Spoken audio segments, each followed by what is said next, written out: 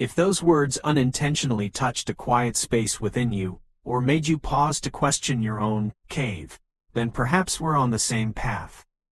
Please like this video to let me know I'm not alone on this journey, and subscribe to the channel so we can continue peeling back the layers of reality together in upcoming videos. Thank you for being here, in this light. Maybe you felt it already. That weird moment where something you used to believe in stops feeling real. Not false. Exactly. Just thin like cardboard. Like a movie set you can suddenly see behind. One day you're fine.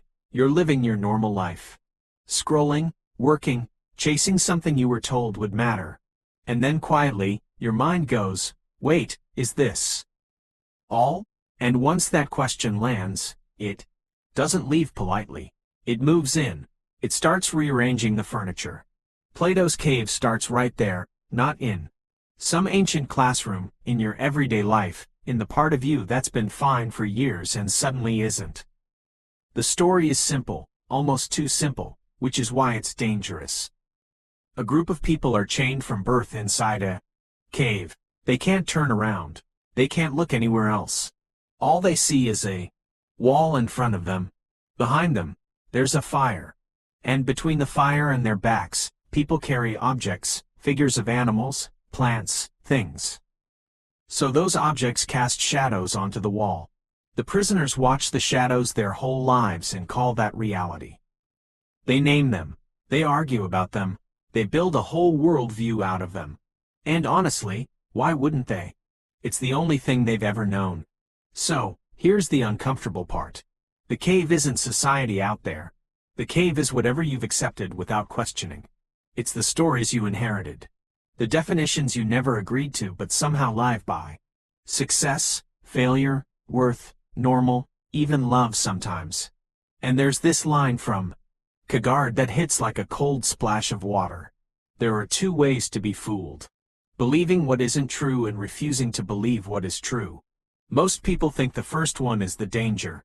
The second one is worse because you can't argue with it. You can't wake someone who's clinging to sleep like it's a blanket. People call ignorance bliss. But bliss is only bliss when you don't know you're missing something. Once you notice the wall is a wall, it's over.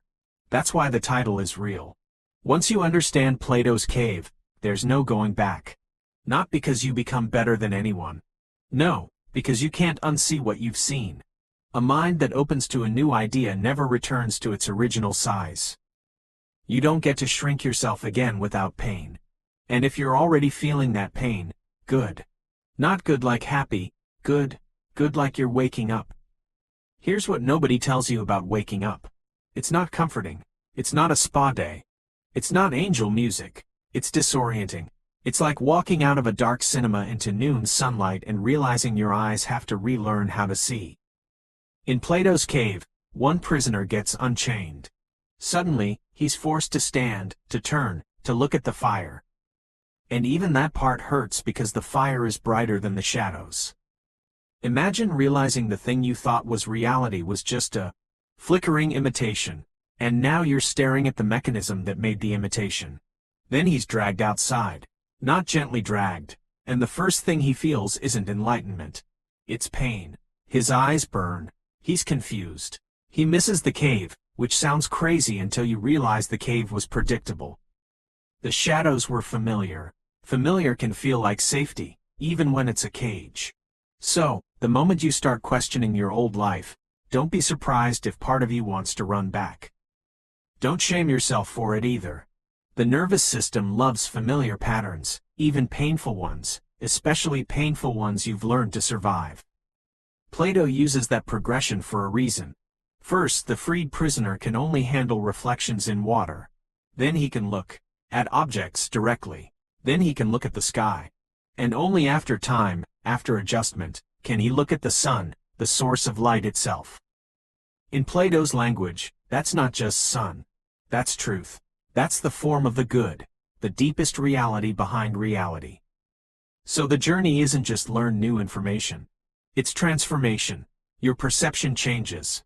Your identity changes. What you want changes. What you're willing to tolerate changes. And, yes, people around you might not like that. Socrates said, the unexamined life isn't worth living. People quote it like a motivational poster. But in real life, an examined life can be lonely for a while because the moment you start seeing the shadows as shadows, you stop playing certain games. You stop chasing certain things just because everyone else claps for them. Fame can start looking like a mirage. A perfect partner can start looking like a projection. A prestigious profession can start looking like a costume someone handed you when you were too young to say no. None of this means those things are evil. It just means you're finally asking, is this real for me or am I just repeating a script? And that question, once it becomes honest, changes everything. That's your first step out of the cave. Not a dramatic breakthrough, just honesty. The kind of honesty that makes you swallow hard and look away for a second because it's too real, and then you look back anyway. Now comes the part nobody wants, but everyone meets, the return. Because eventually you try to bring what you've learned back into your old world. You talk differently. You move differently. You can't pretend as well. Sometimes you try to explain to people you love what you've realized and you think you're being helpful and somehow it goes badly. You expected relief. You expected, yes, you're right. What you get is defensive jokes, irritation, dismissal, maybe even anger.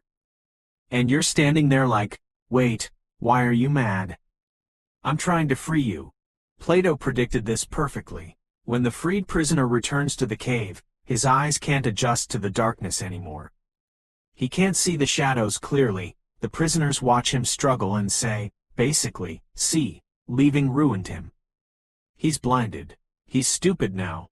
And in Plato's story, if they could get their hands on him, they'd kill him for trying to unchain them. Harsh, right? But then you remember what happened to Socrates, Plato's teacher, condemned to death for questioning the norms of his society. Same pattern. Society often doesn't punish ignorance. Society punishes disruption. And if you zoom out, you see this pattern everywhere. Like it's stitched into the human story. Prometheus, a titan whose name means forethought. He sees humans struggling in the dark and steals fire from the gods to give to them. Fire in that myth isn't just warmth. Fire is knowledge.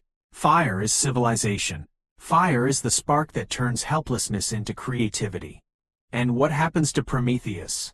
He's chained to a rock and tortured daily. Not because he harmed humans, because he changed the balance of power. He brought people light. See the connection? The freed prisoner and Prometheus are the same archetype wearing different clothes. The one who goes up, sees more, then comes back holding something that changes everything. And here's what's heartbreaking. The people still chained usually don't say thank you. Because the cave doesn't feel like a prison to them. It feels like reality. And any attempt to pull them out feels like violence, like you're trying to take away their world, which in a way you are. So patience matters, empathy matters. Some people aren't ready to leave the cave. Not yet. For them, the shadows still feel safer than the sun. And honestly, you can't force someone to see. You can't drag someone into truth like you're dragging a couch up a staircase. All you can do is live differently. Speak gently. Keep your heart open, and understand the strange truth Kierkegaard pointed to. Refusing to believe what's true is one of the deepest forms of being fooled. Not because people are stupid, because fear is persuasive. Fear whispers, stay where you know the rules. Joseph Campbell called it the hero's journey. And once you see it, you start noticing it everywhere. Myths, religions, novels, movies, even the quiet turning points in your own life that didn't look heroic at the time. Campbell mapped this pattern into 3 stages: departure, initiation, and return. Leave the familiar world. Face trials and revelations. Come back changed, carrying something for others. Plato's cave fits it perfectly. Prometheus fits it perfectly. And here's the thing. Your life fits it more than you realize. Departure doesn't always look like quitting your job and moving to a mountain. Sometimes departure is internal. It's the moment you stop lying to yourself. It's when you admit, I'm not okay living like this. Or, I don't believe what everyone believes. Or even, I've been performing my life instead of living it. That's the call to adventure. It's subtle. It's rarely dramatic. It's often inconvenient. And you'll probably try to ignore it at first because ignoring it lets you keep your old identity intact a little longer. Initiation is the messy middle, the confusion, the discomfort, the part where old beliefs fall apart and new ones haven't fully formed yet. That's the bright sunlight phase. Your eyes hurt, your mind scrambles, and you miss the cave sometimes. People romanticize transformation, but real transformation is awkward. It's like shedding skin, and during this stage, you start seeing how many goals were really just shadows. Society projected them onto the wall. Everyone agreed to clap and you joined in because you wanted to belong. Again, no shame. Humans are wired for belonging. But now you're wired for truth, too. And those two don't always hold hands. Return is where your soul gets tested. Not because you're meant to be some savior, because you're meant to embody what you've learned. Buddhism tells a version of this. Prince Siddhartha leaves luxury, sees suffering, searches for truth, becomes the Buddha, and then returns to share what he's realized. Met with both acceptance and resistance. Confucian thought points to the superior man who learns and reflects not for ego but for the benefit of society. Taoism whispers something softer. Wisdom comes from a deep alignment with nature and the self, a seeing beyond surface noise. Different cultures, same heartbeat. Even modern stories keep retelling it because it's not just entertainment. It's a mirror. The Matrix is basically Plato's cave in a leather jacket. A world of shadows, a sudden awakening, a painful adjustment to reality. Then the choice, go back to sleep or live awake and carry the burden of seeing. And that's the real choice in your own life, too. Not once, over and over. Every time you catch yourself slipping back into comfort just because truth feels heavy. Plato's cave isn't a cute metaphor. It's a warning and an invitation. Most lives are lived in obscurity, not because people are evil, but because conditioning is strong. Yet, it becomes a duty at some point to step toward the light. Not to escape society, but to stop being ruled by illusions that society collectively validates. Because when everyone agrees on a shadow, the shadow starts getting treated like law. And you quietly become someone who no longer worships the wall. Once you understand Plato's cave, you can't unknow it. You can still participate in the world. Sure, you can still have goals, relationships, ambitions, but you won't be able to pretend the shadows are the sun. You won't be able to live on autopilot forever. Something in you will keep asking for honesty. And that's not a curse. It's the beginning of freedom. A strange freedom. Sometimes heavy, sometimes lonely, but clean, like fresh air after a long time in a crowded room. Right now, the question isn't whether the cave exists. The question is whether you'll keep calling it home just because it's familiar. Courage doesn't always look like grand rebellion. Sometimes courage is simply turning your head, facing the fire, taking the first step into light even while your eyes burn. And if leaving means you outgrow certain people, certain habits, certain scripts, painful as it is, that's part of the path. As Manly Palmer said, the hours may be long and the teacher cruel, but each of us must walk that road. So walk it not as a performance, not as a trend. Walk it because your soul is tired of shadows. Walk it because you already know deep down you were made for sunlight.